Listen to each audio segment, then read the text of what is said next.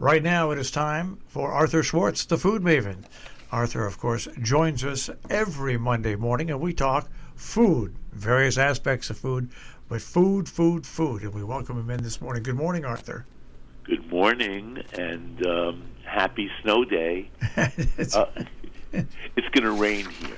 I'm looking forward to it washing away the 2 weeks of snow. Anyway, have you been watching Stanley Tucci's, I think it's called, is it called Finding Italy? I'm not sure. I think it's just Stanley Tucci's Italy. I don't think it's even Finding Italy.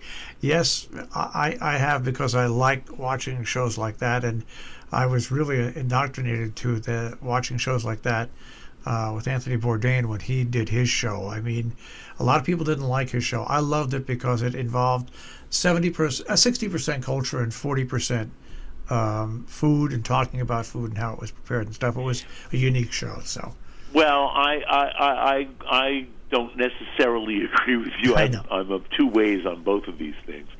I found the last shows of Anthony Bourdain were unwatchable. And the beginning, Anthony Bourdain was great, and it was more about culture and politics than it was, and even agriculture, than it was about cooking. But you know, I'm a cook, so I like watching cooking when it's done well and when I can learn something too.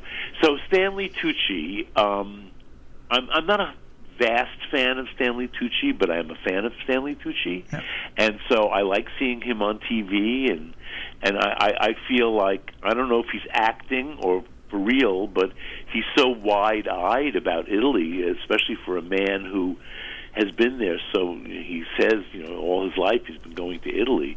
So I'm sorry, why is he so wide-eyed? Why is certain things surprise him? He's a good actor. And it's scripted, you know, so that's sort of like, you know, Anthony Bourdain was totally Anthony's demented brain. Yep. Absolutely. Which is why we loved him. Yeah. And I knew Anthony, and he was a very nice man, too. I don't know Stanley Tucci, never met the guy. Even he has written a cookbook or two with his mother, who he mentioned in the same. Anyway, first, I'm happy that the first show was done in Naples, because as I always say, I know Naples better than Queens. And certainly I know the cooking of Naples better than I know Queens is the world, you understand, these days. I mean, you 132 different ethnic groups. In any case, I know enough about Naples to know when Stanley was wrong, and he got some facts wrong, which made me suspicious of the whole program. But on the other hand, he got the gist, he got the essence, I should say, of Naples right. It is a place where humanity is human. It's a place where people care about each other. I have to say, there were times I thought maybe they read my book and were using some of the lines from my Naples at Table, because I think I didn't look. I start out the book by saying, you know, this is a city that lives on the edge of a volcano, and all the volcano brings, let's say, tomatoes, among many other things, and the things that the volcano takes away, life. So, you know, at any moment you could be destroyed. And by the way, I've been going to Naples regularly, meaning, you know, several times a year or for long stretches over the last almost 30 years. And they've been saying for almost 30 years that Vesuvius is going to erupt at any minute, and you better beware. And they are always talking about how many millions of people live in the path of Vesuvius when it does erupt. So that's Naples, and he got pizza right. When I say there were some details that were incorrect, I wish his producers did better research. And I found the same to be true in Rome. There were certain little, you know, I mean, nobody's going to know, but people who live in Rome, for instance, will know, or know a little bit about Roman history. And there was one point, for instance, Rome was last night. I don't know, what's next week? Do you know, Marshall? No, I don't. I think it's going to be someplace up north. I'm hoping for Bologna, Emilia-Romagna. So, anyway, back to Rome. He gets little details wrong. And then also, as an exuberant tourist / promoter of Italy in this show, he makes more out of things than really should. Now, my main case here is in the Naples show on the Amalfi Coast. He goes to a restaurant in a town called, it's barely a town, Nerano, Nerano. And by the way, he never mentions what this is. Nerano is basically a cove, more or less at the tip of the Sorrento Peninsula. On one side of Nerano is the Amalfi Coast, Positano, Ravello, the famous towns. And on the other side is Sorrento. So this is a little cove, best reached, he didn't tell you this either, by boat. To get there by car is, it's not dangerous, but, you don't want to do it. The famous Amalfi Coast Drive is not nearly as dangerous as people make it out to be, but it's a pain in the neck. So you want to get there, and you want to get there elegantly by boat. So he doesn't tell you that. And then he doesn't tell you, this is one of the most famous recipes in all of southern Italy that nobody can make. And I mean nobody can make it except at this restaurant where it was invented in 1952. So it's not a traditional recipe in the sense like it's been around for hundreds of years, or, it's a 1952 restaurant dish at a point when that part of the world was really just for glamorous people. And glamorous people like butter. So this dish, some local Italians will tell you, is hardly Italian. I mean, not hardly from the south of Italy, because you need to have butter to make it. It's not although I must say, on the Sorrento Peninsula, they do have butter because they do have cows. Truly, it's not the butter that makes the dish. What makes the dish is the quality of the... let me just say, it's spaghetti with zucchini. And you get a lot of places all over Italy that'll say spaghetti alla Nerano or di Nerano, and what it is spaghetti with zucchini. And it's hard to reproduce this dish. And as I said about spaghetti with clam sauce just a couple weeks ago, it's one of those dishes that you have to be sitting at the restaurant facing the cove, the beautiful white sandy beach in Nerano, for it to really be delicious. If you make it away from Nerano, it's not going to be so delicious.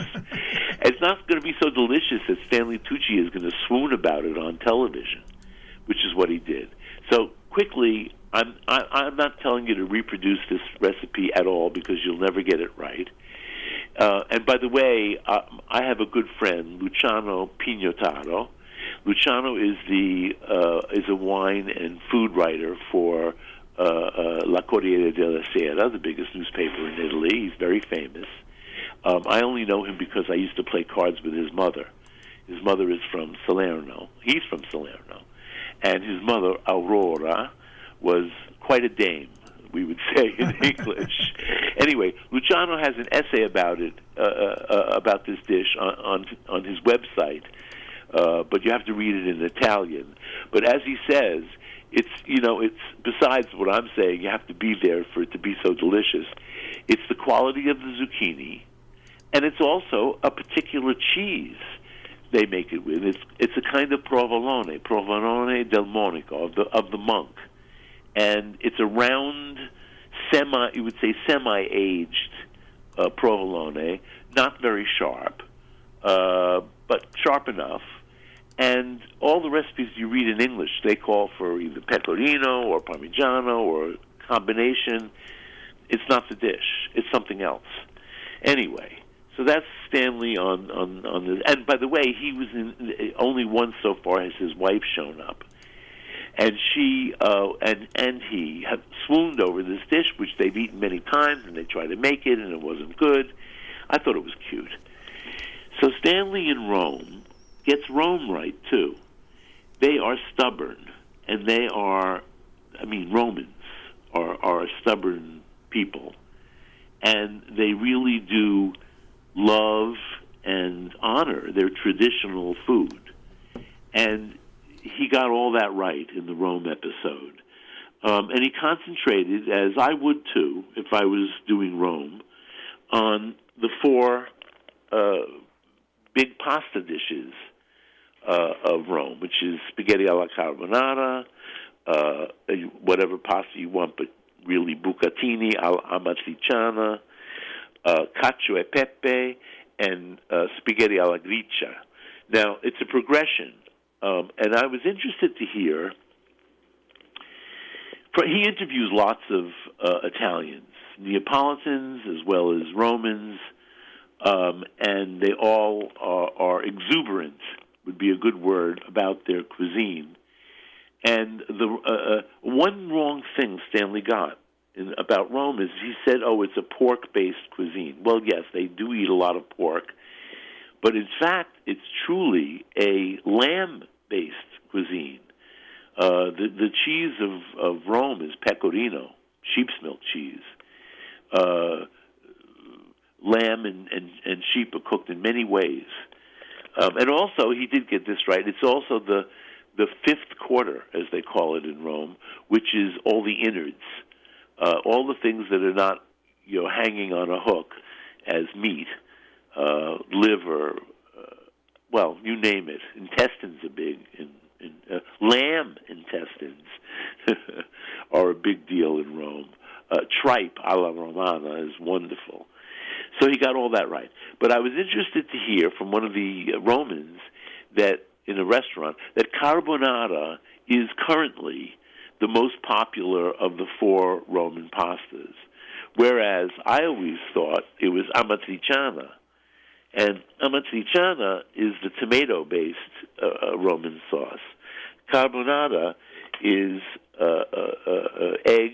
Well, it's bacon. We could say in English, bacon and eggs with cheese. But in fact, the real carbonara should be made with guanciale, which is cured jowl, whereas pancetta is cured bacon. And certainly die-hard traditional Romans will insist that all these dishes be made with guanciale and not with pancetta. So carbonara is the most popular. And now amatriciana is in my house is the favorite. I make great carbonara, but it's so rich. I have to say I made carbonara for Thanksgiving, a la Calvin Trillin's essay in 1981 saying, why are we eating turkey? It's diet food. Let's have carbonara. So I did that this year. And I can attest, I can still make a very good carbonara. I'll tell you my trick in a minute. But anyway, it's not a trick, but it's a way to do it. But the carbonara in Stanley's show was made in several places, and I had a laugh that now this woman is my friend. Katie Parla is a young, by me young, she's in her 30s, I guess, by now, American woman. She's from Princeton Junction, New Jersey. Her father owns an Italian restaurant in New Jersey. And Katie always wanted to live in Rome. So as soon as she graduated from college, she moved to Rome, and she's made a wonderful career for herself in Rome, and in other and points south, I should say, as a food guide. And she's written a couple of books now. She writes for various publications, and if you want the supreme food guide in Rome, you have to hire Katie. I think she's still doing individual guiding. In any case, Stanley goes with Katie to these cutting-edge places in Rome. Katie is great at that. She's American, after all. She's young, I should say.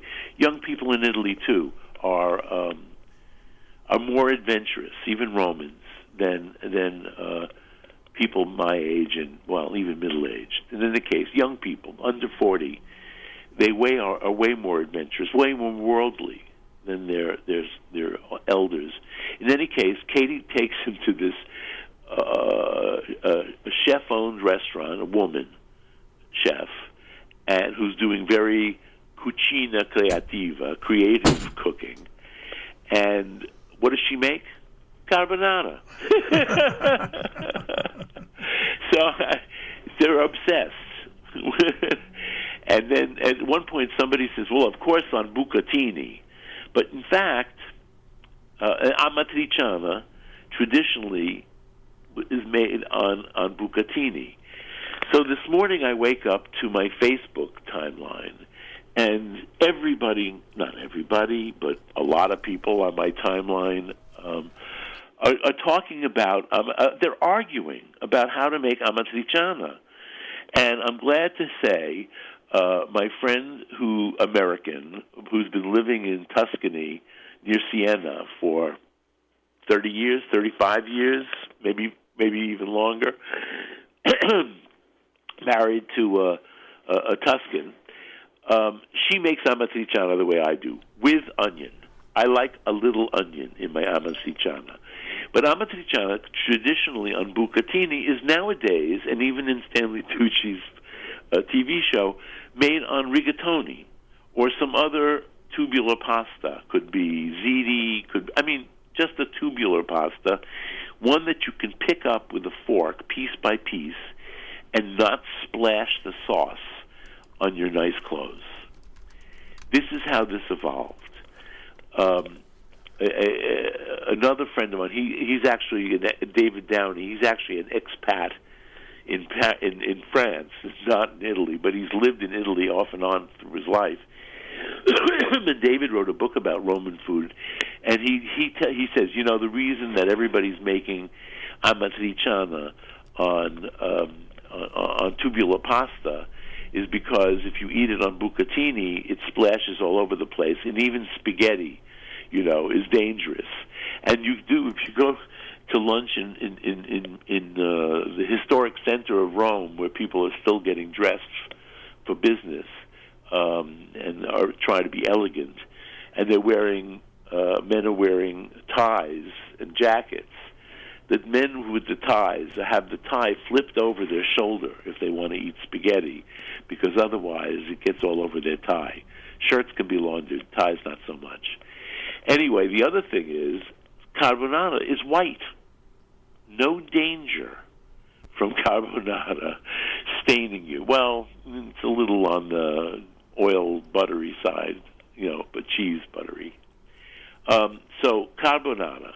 Now, the arguments this morning about amatriciana were very funny, because they're the arguments I hear all the time, and nobody gives in. Either you make it with onion or without onion, using guanciale or pancetta.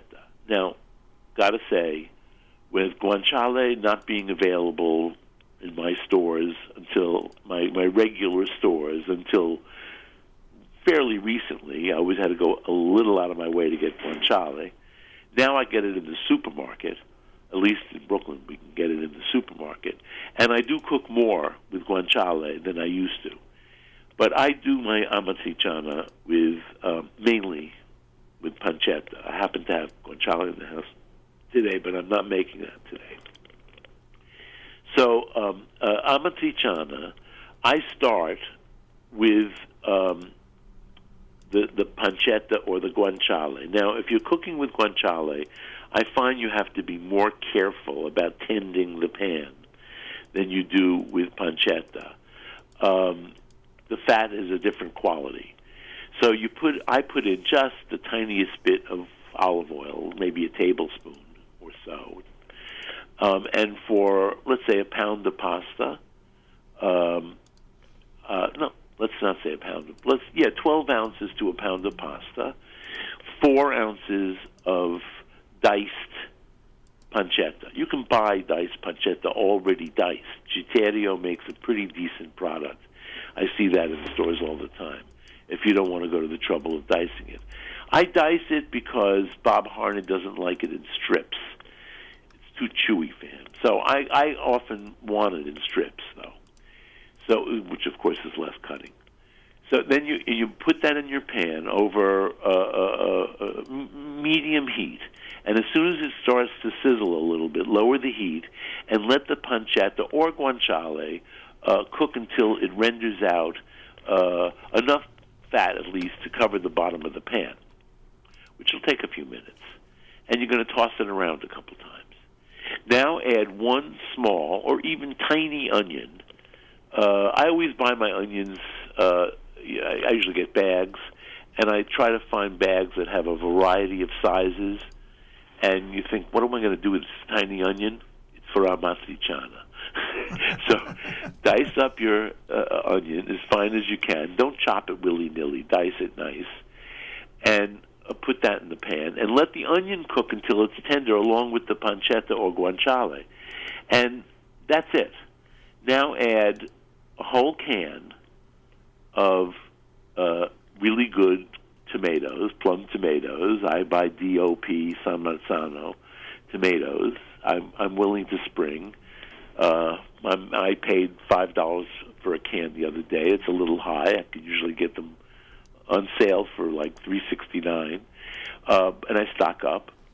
But whatever. A can of tomatoes is worth $5. Okay, good tomatoes, and I put them right in the pan whole, and I mash them up. I mash them up right in the pan I have wooden forks. They work very well. You can use a potato masher. If you don't want to do that, you can crush them by hand right into the pan, or you can put them in a bowl and then use your potato masher. Whatever. You want crushed a can of whole tomatoes that have then been crushed with all the liquid in the can. A little aside here. I only have another minute, but in my book Naples at Table, this recipe is not there because it's not Neapolitan; it's Roman. I point out that you have to drain the tomatoes. That was 25 years ago. We no longer need to drain. If you buy good tomatoes, do not drain them. The puree in the can is delicious and should be used. And then I let that simmer. 15 minutes at the most is all it needs. I like to put a little peperoncino in mine, hot pepper. And I prefer pecorino as the cheese on my amatriciana. That would be traditional. But if you want to be sweeter, use a parmigiano, or you can make a combination of the two. It's often done, by the way. Get a little sharpness, saltiness from the pecorino, which is what I like, and then a little of the gentle, buttery sweetness from the parmigiano. Basta. Basta. It means enough. Enough. Well, yeah. So I did. Oh, by the way, Stanley went to one of my favorite restaurants too.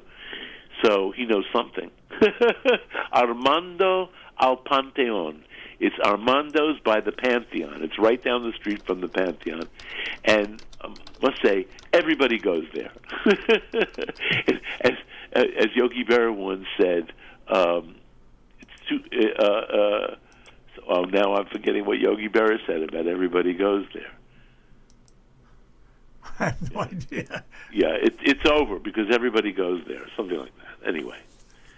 So we basically agree on Tucci. I mean, I watched the show, but I compared it to Bourdain, and I have to admit it's not fair. I know it's not fair, but it's human nature. I mean, you always compare things because I think he had the idea to bring the culture and flavor of Italy along with recipes. So that's what, and I still watch it. I'll watch it because. You talk about Italy a lot, and that's the first thing. Well, I have to say, Stanley and I agree on this totally. Rome is endlessly fascinating, and you can't be on a low-carb diet while you're there. Well. So I am looking forward to losing a few more pounds, not eating pasta, and I haven't eaten except for Thanksgiving when I made carbonara. Oh, my secret, not secret, but the way I do carbonara. Stanley mentioned at this restaurant where he was eating carbonara that it was as yellow as saffron.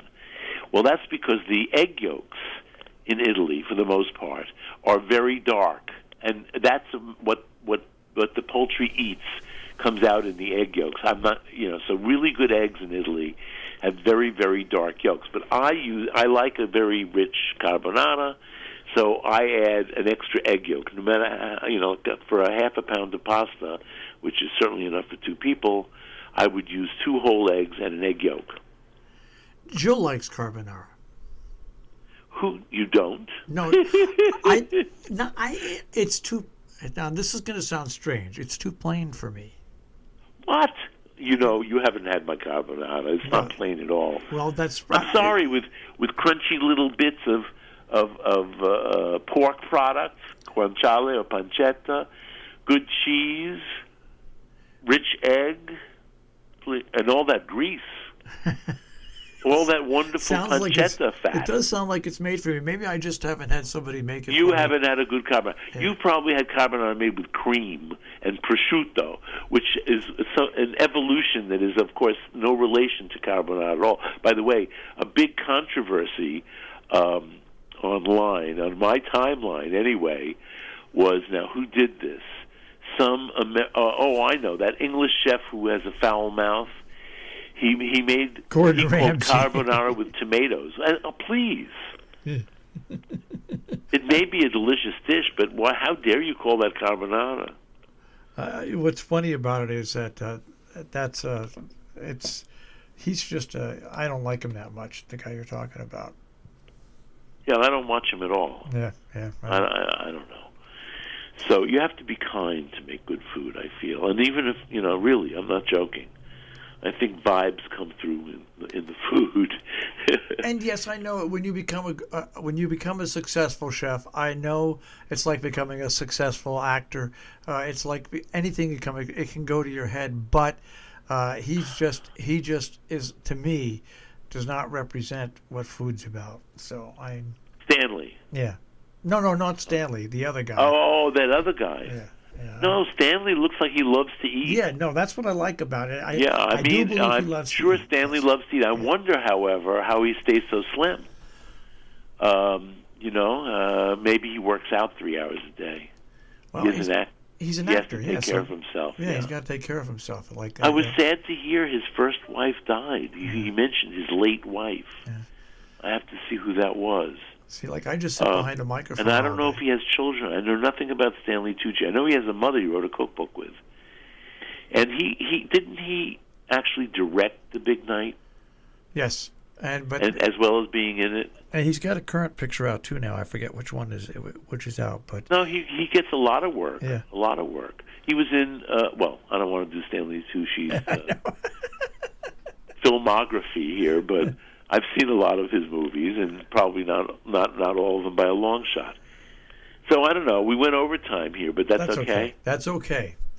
So I recommend, by the way, as a food tourist myself, I highly recommend that if you get to the Amalfi Coast or Sorrento, you take a boat, of which there are a zillion, to this restaurant in Nerano and eat the zucchini spaghetti on the premises. Or if you can read Italian, read my friend Luciano Pignataro's essay on it in Italian, and I think he got it right. Except for one little detail. I'm going to say this if you really want to try to make this.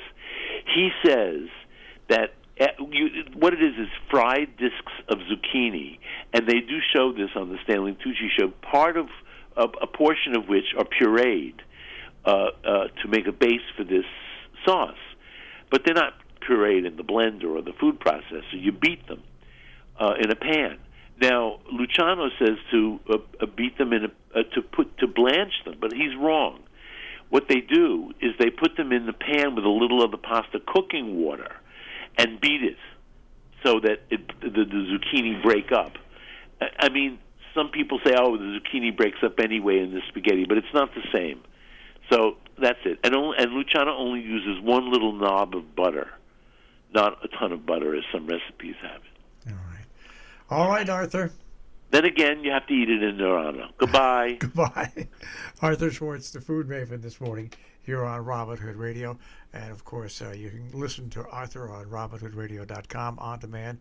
The food maven with Arthur Schwartz. Underwriting support for Arthur Schwartz, the food maven, John Andrews Restaurant on the Hillsdale Road in South Egremont, 413-528-3467. And on the web, jarestaurant.com. Rubiners Cheesemongers and Grocers on Main Street in Great Barrington, 413-528-0488, rubiners.com. Hillsdale Home Chef, more information, 518-325-7000, hgshomechef.com.